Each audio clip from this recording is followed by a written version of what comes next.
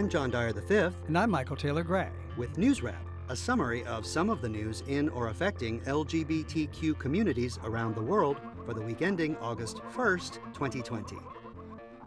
Marriage equality was rejected in the Mexican state of Baja California for the second time in 2 weeks. 17 lawmakers need to vote yes to overturn the state constitution's heterosexual-only civil marriage provision. The first attempt in mid-July failed by just 2 votes. The second try on July 30th came 1 vote closer, 16 in favor, 6 opposed, and 3 abstentions. Mexico's Supreme Court ruled in 2015 that same-gender couples should be allowed to marry, but left each state to accomplish that on its own, which has been complicated. Marriage equality has passed in 10 of the 31 states and the Federal Capital District of Mexico City. In 5 states, the Supreme Court has overturned equality bans through complex actions of unconstitutionality. 3 states gave up enforcing their bans administratively. Queer couples can still marry in the remaining 13 states, including Baja California. They just need a personalized injunction from a judge. This judge is required to grant it because of the 2015 Supreme Court ruling, but the process is cumbersome and expensive. Baja California's major cities include Tijuana, Mexicali, and Ensenada. The Cayman Islands Legislative Assembly rejected a same-gender domestic partnership bill by another narrow margin. Their July 29th action violates a Cayman's appeals court order for lawmakers to provide same-gender couples with a legal status equivalent to marriage, but not necessarily marriage equality. The Caymans are a British overseas territory in the Caribbean.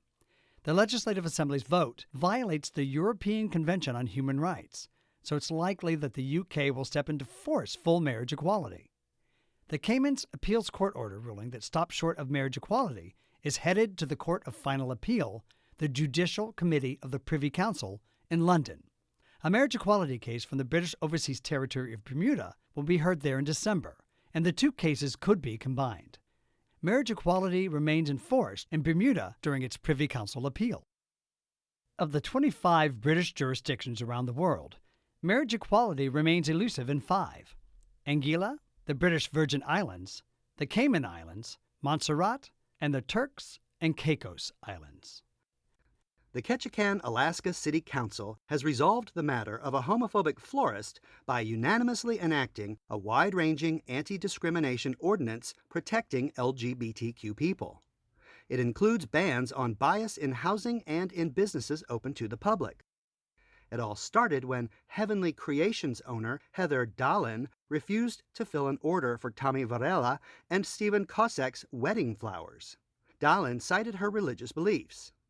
Varela's mother was the one who tried to order the flowers, and she exposed the discrimination on social media. More than 100 of the southeast Alaskan town's 9,000 residents protested outside the flower shop in mid-June. Tommy Varela told local media, "I've seen Ketchikan come together as a community like that for other people, but to see that happen for your family is just like, there aren't really words to describe how amazing it feels." According to Dahlin, she's made and delivered bouquets to members of the LGBTQ community on numerous occasions. But she said, when it comes to the holy sacrament of marriage, God's word is clear. Ketchikan's anti-bias ordinance takes effect in mid-August. It will join the Alaskan cities of Sitka, Juneau, and Anchorage in protecting LGBTQ residents from discrimination. It took a little morality and a lot of money to motivate a change of heart in Maricopa County, Arizona. Free legal services will once again be provided to all parents seeking uncontested adoptions. After the U.S. Supreme Court's marriage equality ruling in 2015, a policy was pointedly put into place to limit those free services to heterosexual parents. The ACLU threatened to sue, so then County Attorney Bill Montgomery decided to stop his staff from doing any adoptions work. It was all farmed out to local law firms. The price tag on that outsourcing turned out to be a whopping $750,000 a year. County Attorney Montgomery's successor, Alistair Adele, told the Arizona Republic this week, "Once we realized how much money we were saving not only for taxpayers, but getting children out of the system and into loving homes, this was something we absolutely had to do." If a gay couple wants to adopt, they can. And where is former Maricopa County Attorney Bill Montgomery now? The state's conservative Republican governor, Doug Ducey, appointed him to the Arizona Supreme Court. Michigan's new Teacher of the Year is queer and transgender identified Owen Bondono. Bondono is a 9th grade language arts instructor at Oak Park High School in Detroit. He also serves as faculty advisor for the school's Queer Straight Alliance. Bondono told local TV station WJBK, "I knew from a personal standpoint how vulnerable you feel when you're not safe in school. Everything else takes a back seat. I want students to see that they are supported and loved and that their future is possible." Michigan's Democratic Governor Gretchen Whitmer praised Bondono for rising to the challenge of COVID-19.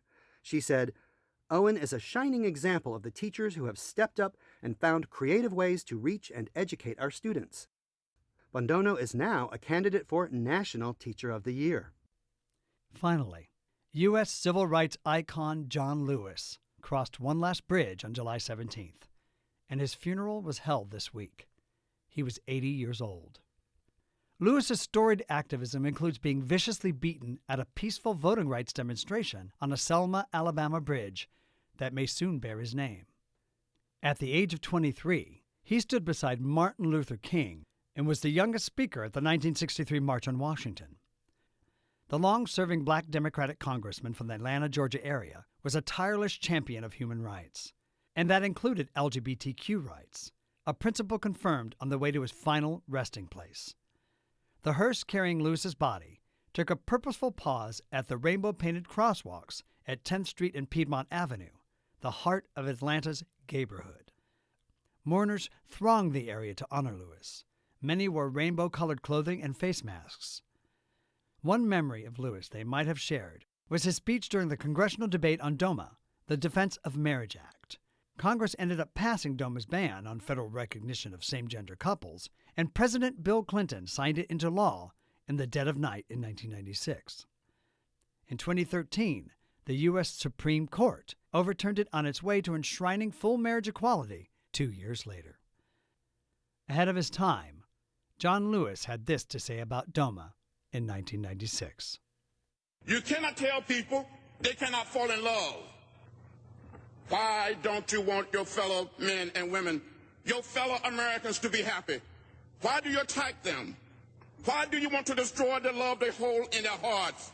Why do you want to crush their hopes, their dreams, their longings, their aspiration? We are talking about human beings, people like you, people who want to get married, buy a house, and spend their lives with the one they love. They have done no wrong."